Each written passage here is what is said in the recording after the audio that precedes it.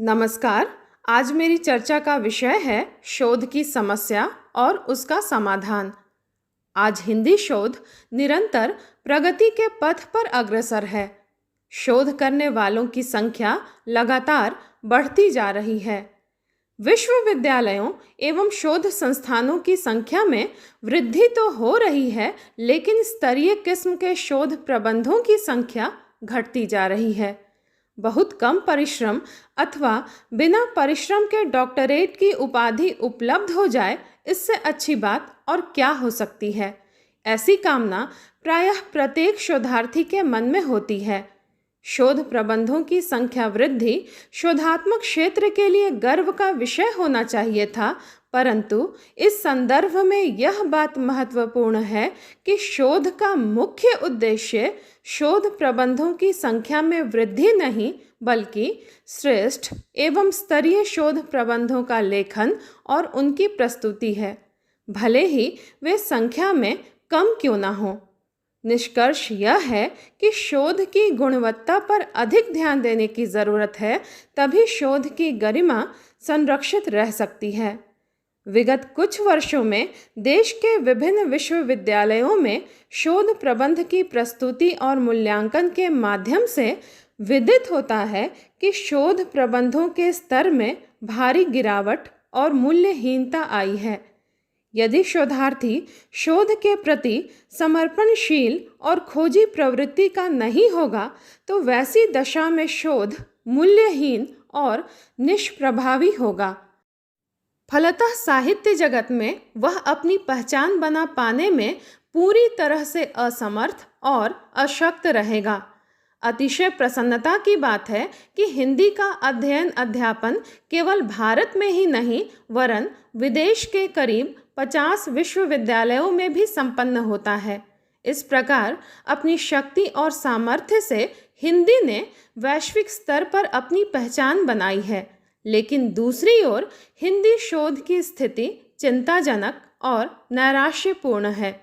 भविष्य में इसकी स्थिति और अधिक खराब ना हो, इससे सचेत और सावधान होने की निहायत आवश्यकता है। फलतः शोध संबंधी समस्याओं और उसके समाधान पर विचार करना उचित होगा, ताकि उसकी अप्रत्याशित गिरावट को उन्नतशील और स्तरीय बनाया जा सके। शोध विषयक समस्याओं के अंतर्गत उसकी पहली समस्या शोधार्थियों की अधिकाधिक संख्या है। प्रायः प्रत्येक स्नातकोत्तर उत्तीर्णता प्राप्त विद्यार्थी पीएचडी उपाधि प्राप्ति की कामना से ग्रसित रहता है, तथा दूसरी ओर शिक्षक होने के लिए पीएचडी की अनिवार्यता के कारण भी शोध के क्षेत्र में आए दिन शोधार्थियों की संख्या में लगातार वृद्धि हो रही है। डॉक्टर की उपाधि सहज सरल तरीके से उपलब्ध होने की अभिलाषा ने भी शोध के स्तर और उसकी गरिमा को संतप्त किया है। शोधार्थी शीघ्रता की होड़ में अपना शोध प्रबंध पूरा करना चाहता है, जिस कारण उसके शोध प्रबंध में कई त्रुटियां अनदेखी रह जाती हैं। यह स्थिति शोध के भविष्य के लिए अत्यंत ही घातक और दुर्भाग्यपूर्ण है। आज प्रत्येक विश्वविद्यालय में शोध हेतु पंजीकृत शोधार्थियों की संख्या हजारों में है। निर्देशकों के पास प्रतीक्षार्थियों की लंबी सूची है, क्योंकि विश्वविद्यालय के नियम के अनुसार शोधार्थियों की संख्या सीमित है। प्राध्यापक की नियुक्ति क्रम में शोध करने की अनिवार्यता, पदोन्नति और अर्थलिप्सा के कारण भी शोध के स्तर में अंतहीन गिरावट आई है। येन केन प्रकारेण 10-20 पुस्तकों की सहायता से 200-250 पृष्ठ टंकित करवाकर शोध कार्य करने वालों ने शोध की गरिमा और उसकी गुणवत्ता को अत्यधिक प्रभावित और कलंकित किया है। शोध के क्षेत्र में इसकी दूसरी समस्या निर्देशकों के चयन की है। हिंदी शोध के क्षेत्र में दिन प्रतिदिन शोधार्थियों की संख्या में जिस गति से वृद्धि हो रही है, निर्देशकों की संख्या में लगातार कमी हो रही है। लंबे समय से शिक्षकों की नियुक्ति नहीं होने के कारण भी शोधार्थियों को निर्देशक उपलब्ध नहीं हो पा रहे हैं। शोधार्थी के समक्ष निर्देशक के चयन की भी एक बड़ी समस्या है। विषय से संबंधित विशेषज्ञ निर्देशक ही शोधार्थी को सही दिशा निर्देश देने में समर्थ हो सकते हैं, परंतु दूसरी तरफ निर्देशक की भी कुछ अपनी समस्याएं होती हैं। एक निर्देशक एक समय में अधिक से अधिक शोधार्थियों को शोध कार्य में संलग्न कराकर शोधार्थियों की संख्या सूची बढ़ाकर सस्ती लोकप्रियता हासिल करने की उत्कट इच्छा रखता है, जिसका परिणाम यह होता है कि सभी शोधार्थियों को संतुलित रूप में निर्देशित नहीं कर पाने के कारण उनका शोध प्रबंध स्तरीय रूप में प्रस्तुत नहीं हो पाता। कहना शायद अनुचित नहीं होगा कि कई निर्देशकों को तो शोध की प्रक्रिया और प्रविधि का समुचित ज्ञान तक नहीं होता। शिक्षक होने के बाद वे जैसे तैसे अपनी प्रोन्नति के निमित्त शोध कार्यों के निर्देशन कार्य में संलग्न हो जाते हैं। प्रत्येक शिक्षक सभी विषयों और टॉपिक पर संगत निर्देश देने में भी समर्थ नहीं हो पाता, लेकिन स्थिति इससे बिल्कुल भिन्न प्रकार की है। वह निर्देशन देने के क्रम में अपने आप को सभी विषयों में पारंगत समझने लगता है। यह स्थिति बिल्कुल अच्छी नहीं है। तीसरी समस्या विषय चयन को लेकर होती है। उपयुक्त और सटीक विषय चयन के अभाव में भी शोध प्रबंध अपने उद्देश्य में सफल नहीं हो पाता है। शोधार्थी अक्सर ऐसे विषयों का चयन कर लेते हैं जिन पर उनका न तो अधिकार होता है और न ही उनकी रुचि रुझान ही होती है। अति उत्साही शोधार्थी तो कई बार शास्त्रीय शोध पर भी कार्य करना प्रारंभ कर देते हैं, जो अत्यंत ही कठिन होता है और उनका वह कार्य अधूरा ही रह जाता है। ज्ञान और रुचि प्रियता के अभाव में शोध कार्य स्तरीय नहीं हो पाता। शोध के संदर्भ में चौथी समस्या तथ्य संकलन एवं संयोजन में असंतुलन के रूप में विद्यमान है। विषय के चयन के बाद सामग्री अथवा तथ्यों का संकलन शोध का महत्वपूर्ण चरण होता है। तथ्यों का संकलन चयनित विषय के अनुरूप ही होना चाहिए, परंतु कई बार शोधार्थी का तथ्य मोह उसे शोध की दिशा से भटका देता है। अधिक से अधिक तथ्यों को एकत्रित करने के बाद अगर उनमें आपसी संयोजन का अभाव हो तो शोध सही दिशा में आगे बढ़ नहीं पाता है। कई बार विषय से असंबद्ध तथ्यों की प्रस्तुति के कारण शोध कार्य स्तरीय और गरिमामय नहीं हो पाता। शोध के क्षेत्र में पांचवी महत्वपूर्ण समस्या प्रकाशनगत समस्या की भी है। अक्सर यह देखने में आता है कि हिंदी के अधिकांश शोध प्रबंध अप्रकाशित ही रह जाते हैं। कारण है उनके प्रकाशन की समुचित व्यवस्था का अभाव।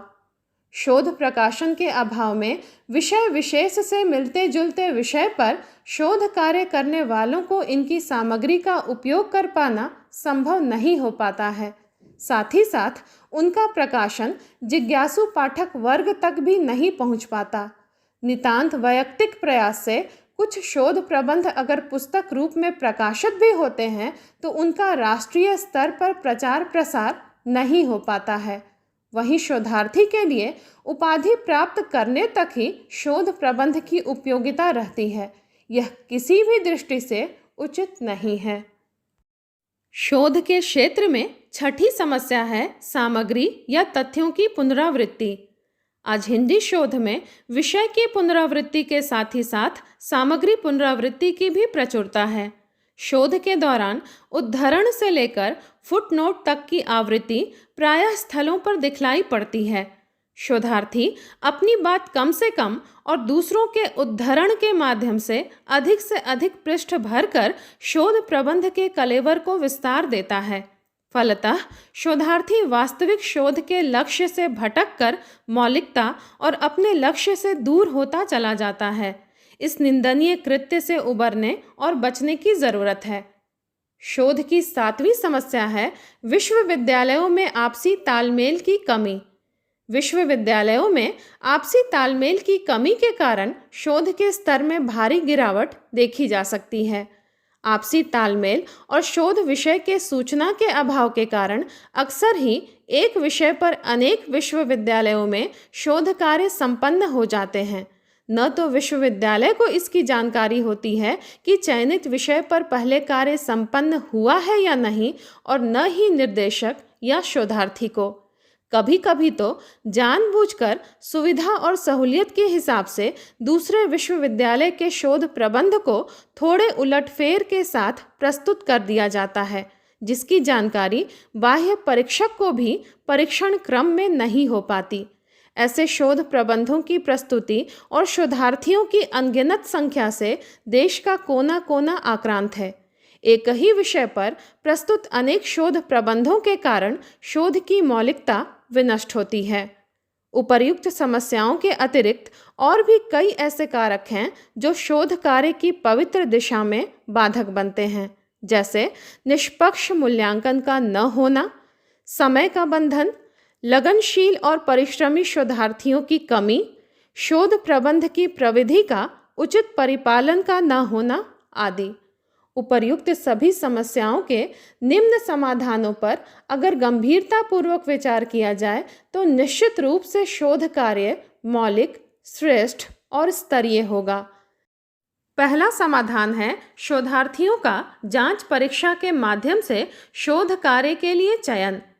यूजीसी के नियमानुसार शोध की उपाधि व्याख्याता होने की एक अनिवार्य शर्त है। इस शर्त का निर्वाह सावधानी और सजगता पूर्वक किया जाना चाहिए।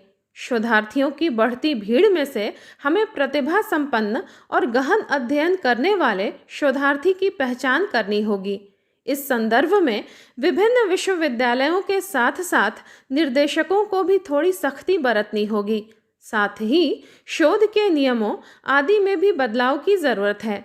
विगत कुछ वर्षों से शोधार्थी को शोध कार्य करने के लिए 6 महीने के कोर्स वर्क की संबंधित विषय में अनिवार्यता कर दी गई है।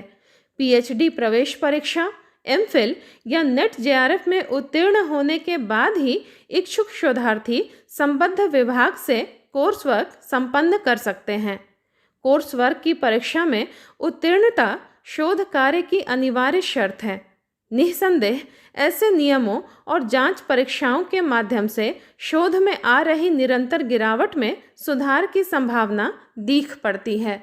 साथ ही साथ शोधार्थी की शोध दृष्टि, लगनशीलता और मेहनत से शोध की गुणवत्ता में वृद्धि हो सकती है।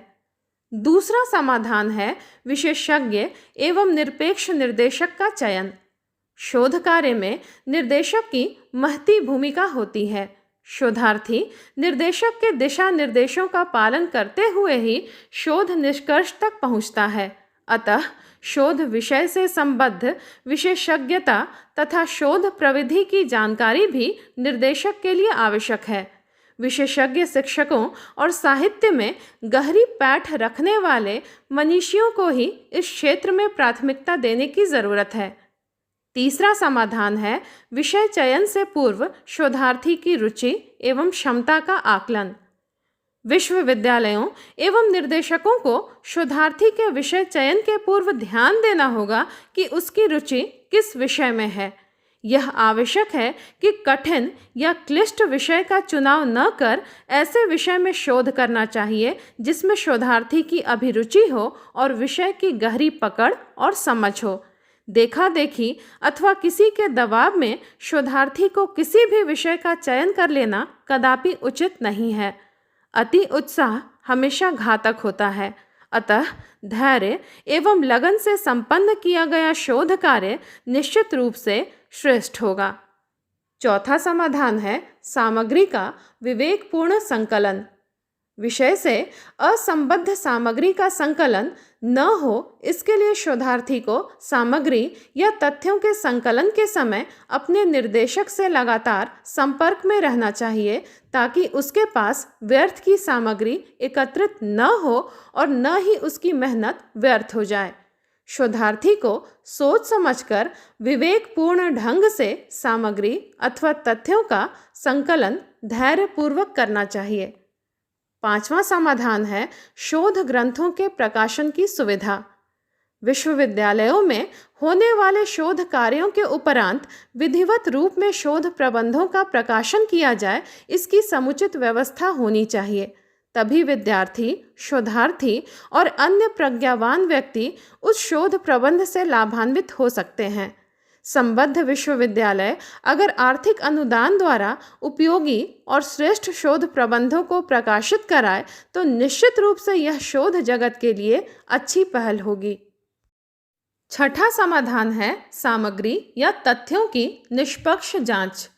शोध प्रबंध में सामग्री और तथ्यों की पुनरावृत्ति से शोध की मौलिकता समाप्त हो जाती है।